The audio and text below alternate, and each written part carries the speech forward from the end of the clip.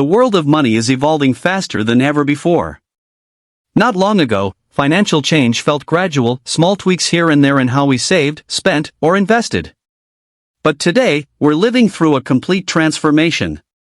One that isn't being led by traditional banks or governments, but by technology itself. The concept of what money is, how it moves, and who controls it is being rewritten right before our eyes. When Bitcoin first arrived, most people dismissed it as a curious experiment, a digital hobby for tech enthusiasts and dreamers. Yet, beneath that skepticism was a powerful idea, money that belonged to no single institution, government, or company. Then came Ethereum, building on that foundation and expanding what cryptocurrency could be. It didn't just allow people to store or send digital coins, it enabled an entirely new world of smart contracts, decentralized apps, and community-driven finance. For many, this was more than innovation, it was liberation. A system where people could buy, sell, and trade freely without middlemen, transaction delays, or excessive fees. Imagine a world where you could buy a coffee, book a flight, or pay rent instantly and securely, all while keeping full control of your own money. That vision inspired millions. It wasn't about chasing profits, it was about reclaiming financial independence. Out of that vision emerged a new and ambitious project, the Pi Network. When Pi launched in 2019, it didn't claim to be faster or more powerful than Bitcoin or Ethereum. Instead, it aimed to be more inclusive. The founders asked a simple but revolutionary question: what if mining cryptocurrency didn't require expensive hardware or massive amounts of electricity? What if anyone, anywhere, could do it right from a smartphone? That single idea broke down one of the biggest barriers in crypto. Suddenly, mining wasn't just for those who could afford high-end computers or pay huge electricity bills. With Pi, mining became as simple as opening an app and tapping a button once a day.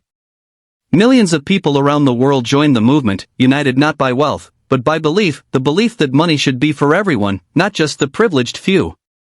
Pi's mission was to create a digital currency that could be used in real life, not just hoarded or traded on exchanges. A coin you could one day use to buy groceries, pay your bills, or even book a vacation. That promise gave birth to a passionate community known as pioneers. These pioneers mined Pi not for quick profits, but for the long-term dream that one day, their coins would have real-world value. Over time, though, as with any revolutionary idea, the journey has not been easy. Patience has been tested, and rumors have spread, some hopeful, others worrying. One rumor in particular seems to resurface every few months: the idea that Amazon might partner with Pi Network. Every time it circulates, excitement floods social media.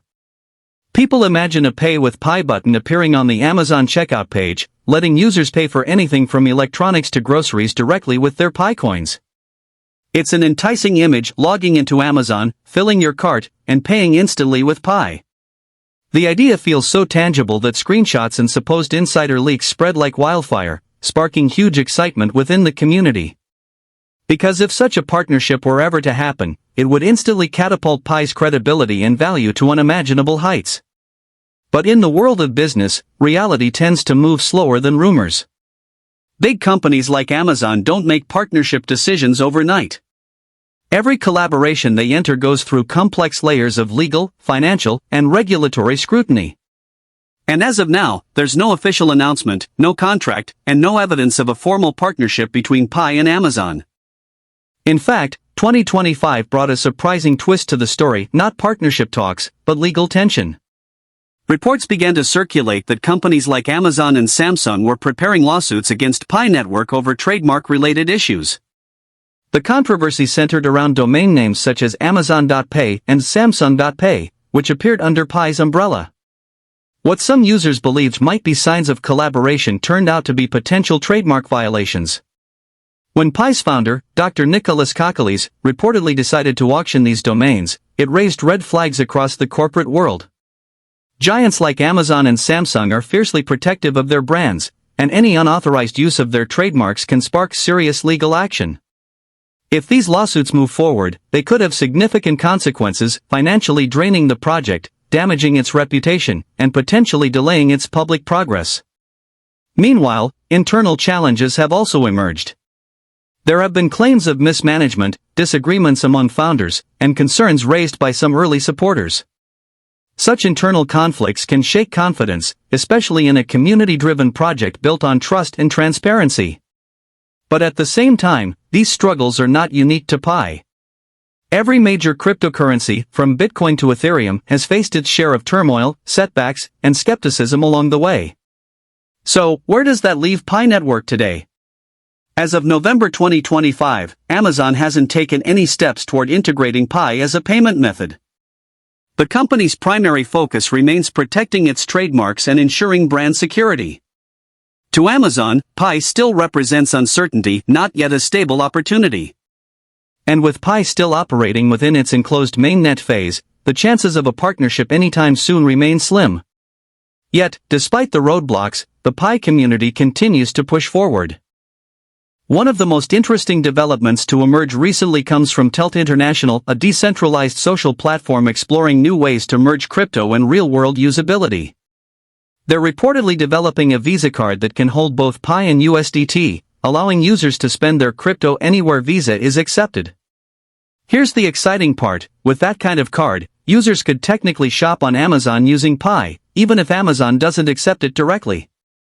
During each transaction, the card would automatically convert Pi into traditional currency, allowing Amazon to receive payment in dollars or euros while the user spends Pi behind the scenes.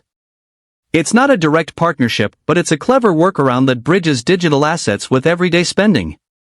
Of course, projects like this are still in development. Regulatory approvals, system testing, and market readiness all take time.